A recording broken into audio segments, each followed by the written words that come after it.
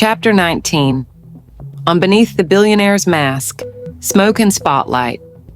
The return of the spotlight, the headline hit the news cycle before Damian even knew it had been published.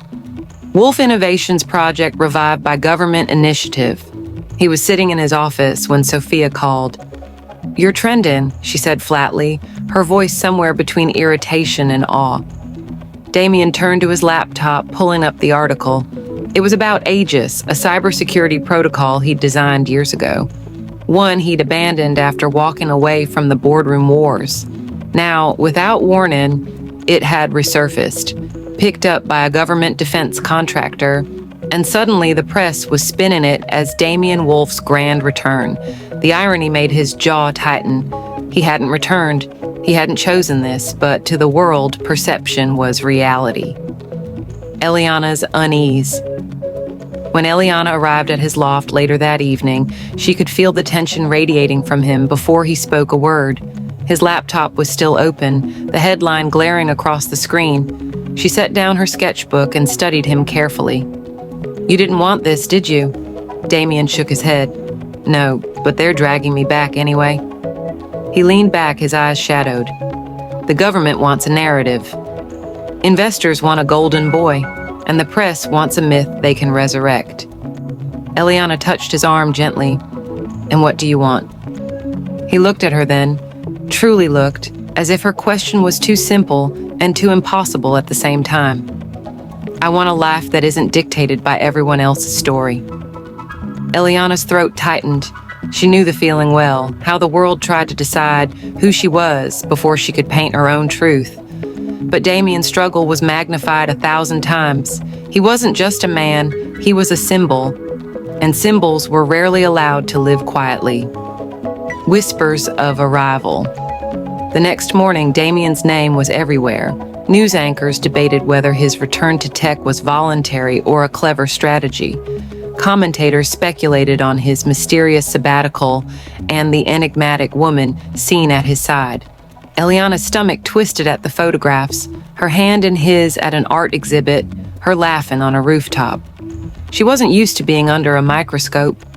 And then came the rival's voice, Victor Harlow, a venture capitalist, once Damian's fiercest competitor, now circling like a hawk.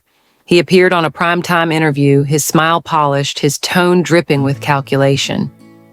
"Damian Wolf has always been talented," Harlow said smoothly. "But the question isn't whether he can return. The question is whether he has the discipline to endure the spotlight again, or if he's too distracted." The interviewer raised a brow. "Distracted by what?" Harlow's smirk sharpened.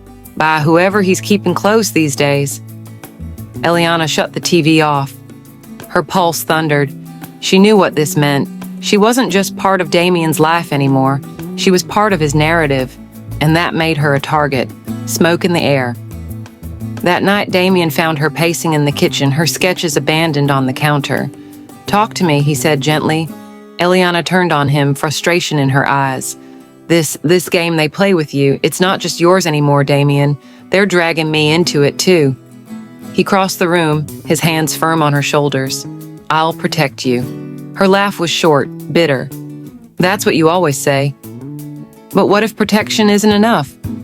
What if being with you means I stop being me?"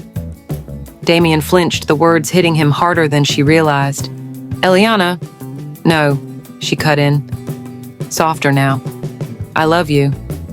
But I won't be a prop in their war over who you are. If I'm with you, it has to be as me, not as your shadow." Silence stretched between them. The smoke of unwanted attention was thick in the air, seeping into their sanctuary. And Damian knew, if he didn't confront it, the spotlight would burn them both. The first strike. Damian wasn't a man who thrived on conflict anymore, but he'd never been one to run from it either. The next day, he arranged a meeting. Not in his office, not in some boardroom stacked with lawyers. He chose neutral ground, a quiet rooftop lounge overlooking Midtown, where he knew Victor Harlow would agree to show. Harlow arrived precisely on time, polished as always, his navy suit tailored to perfection, his smile carrying the same smug confidence Damian remembered all too well. "Damian Wolf," Harlow drawled, settling across from him. The ghost returns. I wondered how long you'd stay hidden before the world dragged you back into relevance. Damian didn't flinch. Relevance isn't my concern, but I thought we should set a few boundaries before this gets out of hand. Harlow leaned forward, eyes glittering.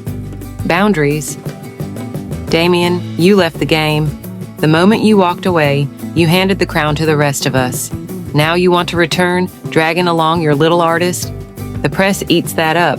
But let me remind you, romance doesn't win wars. Strategy does. Damian's jaw tightened. This isn't a war. Harlow smirked. It always is. Eliana in the crossfire. Meanwhile, Eliana tried to ground herself in her studio, but calls kept coming.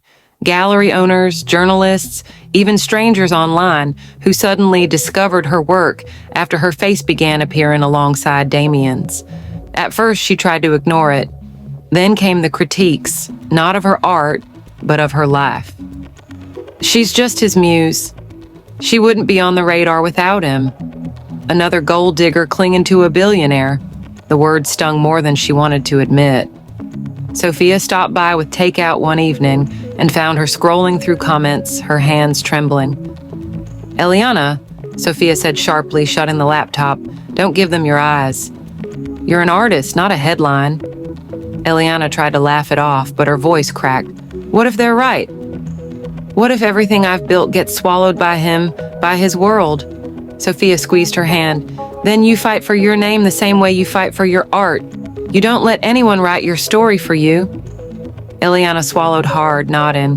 But deep down, she knew. The spotlight didn't ask permission. It consumed. The public questioning. 2 days later, Damian and Eliana attended a charity gala, supposed to be a quiet event, yet swarmed with cameras. It was Eliana's first real test under the spotlight. At first, she clung to Damian's hand, her smile tentative, her posture too aware of the flashbulbs. But as the night wore on, she found herself drifting toward conversations about art, philanthropy, creation, things she knew intimately. And then the question came. A reporter, bold and sharp-eyed, shoved a mic forward. Eliana, many critics are saying your sudden rise is linked to Damian Wolf's influence. Do you believe your career would stand on its own without him? The words cut like glass.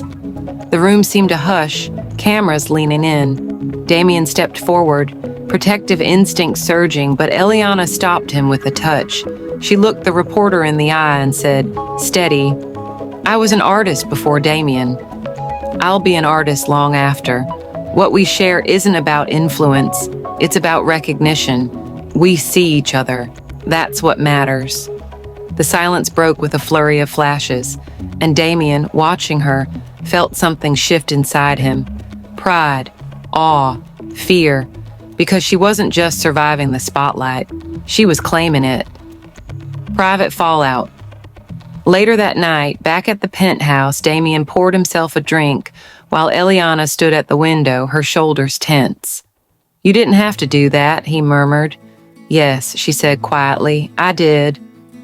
If I don't speak for myself, they'll speak for me. He crossed to her, setting the glass down, cup in her face in his hands. I've spent years letting the world define me. Don't let it happen to you. Her eyes softened, but there was steel in her voice. Then don't let it happen to us. The words landed heavier than either expected, because both of them knew this wasn't just about business or headlines or rivals. This was about survival. The rivals' countermove, the headlines the next morning were merciless. Damian Wolf's lover defends her worth. Artist or accessory? Eliana Moore faces the question. Wolf versus Harlow, the new tech war with a muse at its center. Victor Harlow wasted no time. He capitalized on the frenzy, releasing a slick new campaign promoting his latest startup. The tagline, discipline over distraction. The not-so-subtle jab at Damian and Eliana wasn't lost on anyone. In boardrooms and chat rooms alike, speculation soared. Was Damian too entangled in romance to reclaim his empire? Was Eliana a weakness, a liability in a world built on ruthless efficiency? Damian read the headlines in silence, his jaw carved from stone, the argument that mattered. Eliana found him at the kitchen island, coffee untouched, eyes scanning his phone with surgical focus.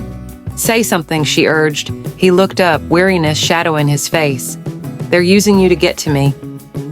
That's what Harlow does. He finds the softest spot and cuts. Her pulse quickened. "And you think I'm the soft spot? You're the only thing that matters enough for them to weaponize." The admission was raw, but it carried the weight of fear. Eliana crossed her arms, her voice trembling but firm. "Damian, I can take it. What I can't take is you treating me like I'm breakable.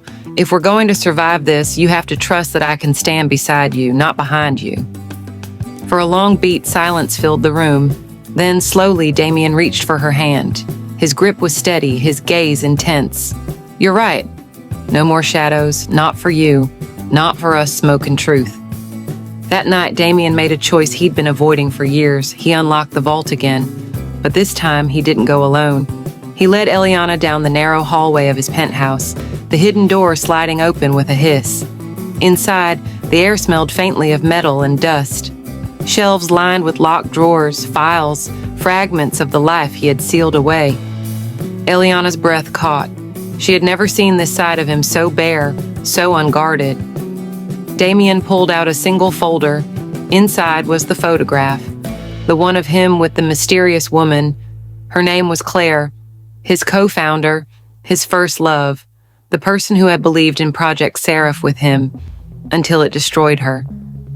"She trusted me," Damian said quietly, his voice breaking. "And my ambition buried her.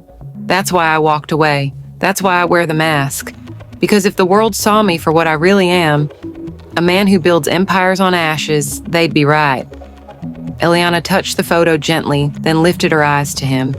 "Damian, you don't wear a mask because you're guilty. You wear it because you're scared. There's a difference." His chest tightened. For years, guilt had been his armor. But in Eliana's words, he felt the first crack of something else. Release. The spotlight. Chosen. The next day, Damian called a press conference, not to fight Harlow's smear campaign, not to reclaim a throne he no longer wanted, but to tell the truth on his terms. The cameras flashed as he stepped onto the stage, Eliana at his side. For once, there was no calculated performance, no polished facade, just Damian, unmasked. He spoke of Project Seraph, of its brilliance and its failure, of the price it had demanded.